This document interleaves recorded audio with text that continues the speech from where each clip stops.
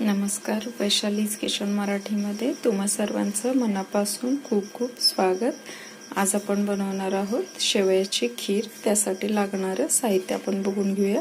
या ठिकाणी मी शेवया घेतलेल्या आहेत बारीक, त्याच्यानंतर ड्रायफ्रूट घेतले आहेत, काजू बदामचे काप घेतलेले आहेत, वेलची घेतलेली आहे, थोडेसे मनुके घेतलेले आहेत, तूप घेतलेलं आहे आणि काजू बदामची पेस्ट बारीक करून घेतलेली आहे थोडीशी.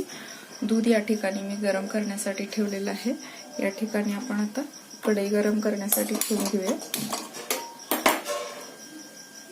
त्याच्यामध्येच आपण तुपावर हे ड्रायफ्रूट परतवून घेणार आहोत. तर कढईमध्ये थोडंसं आपण तूप घालून घेऊया.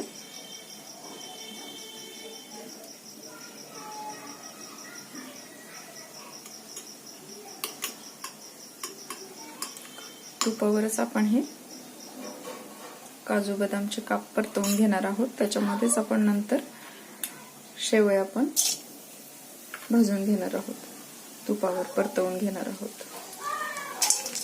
थोडेसे ब्राऊन रंगावर परतवून घेऊया आपण याला. याच तुपामध्ये आपण शेवया सुद्धा थोड्याशा भाजून घेणार आहोत. थोडासा कलर चेंज होईपर्यंत आपण याला भाजून घेणार आहोत. ब्राऊन रंगावर परतवून घेऊया.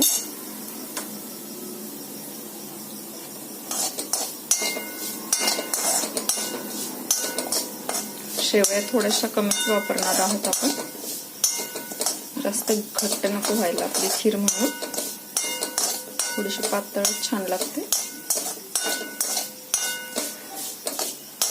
मार्गशीर्ष महिना चालू आहे, त्यामुळं आपण आता लक्ष्मीला नैवेद्याला खीर खूप आवडते, म्हणूनच आपण करणार आहोत गोडाचा नैवेद्य देवीसाठी. मार्गशीर्ष महिना चालू आहे, गुरुवार चालू आहे, त्यामुळं आता मी गॅस बंद करत आहे. आता आपलं दूध गरम झालेलं आहे. त्याच्यामध्येच मी छोटी वाटी साखर घालून घेणार आहे. थोडस उकळून घेऊया आपण याला.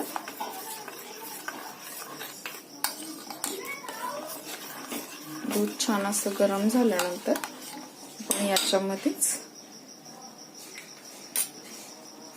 भाजून घेतलेल्या शेवया आहेत त्या घालून घेणार आहोत.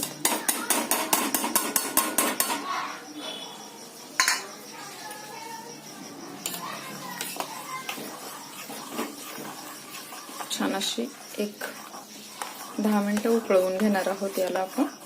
त्याच्यानंतर त्याच्यामध्ये हे भाजून घेतलेले तुपावर परतवून घेतलेले ड्रायफ्रुट्स आणि वेलची जायफळची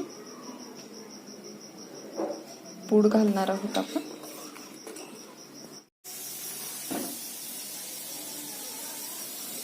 आता आपल्या खीरीला छान अशी उकळी आलेली आहे.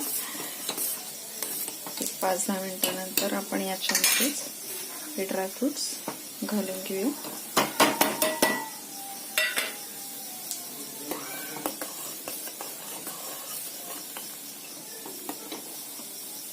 त्याच्यामध्येच आपण हे बदाम आणि काजूची पेस्ट केलेली आहे ती पण घालून घेणार आहोत. त्याने छान असा थिकनेस येतो आपल्या खीरीला, म्हणून घालत आहे मी हे.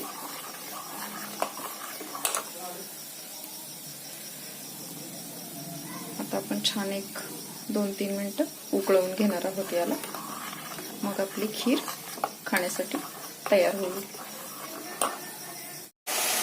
तर तुम्ही बघू शकता आपली शेवयाची खीर छान अशी थिक तयार झालेली आहे. तुम्ही नक्की बनवून बघा. आता आपण याला सर्व करणार आहोत. अशा प्रकारे आपली ही शेवयाची खीर तयार झालेली आहे. तुम्ही नक्की बनवून बघा. रेसिपी आवडली असेल तर लाईक, शेअर, कमेंट आणि सबस्क्राईब करायला विसरू नका. खूप छान टेस्टी बनते ही. काजू बदामच्या पेस्टमुळे आणखी थिकनेस आलाय आपल्या खीरीला. तुमच्याकडे जर केशर वगैरे अवेलेबल असेल तरी तुम्ही घालू शकता याच्यामध्ये, त्याने पण छान असा कलर येतो आपल्या खीरीला. तर तुम्ही नक्की ट्राय करा बनवून. रेसिपी आवडली असेल तर लाईक, शेअर, कमेंट आणि सबस्क्राईब करायला विसरू नका.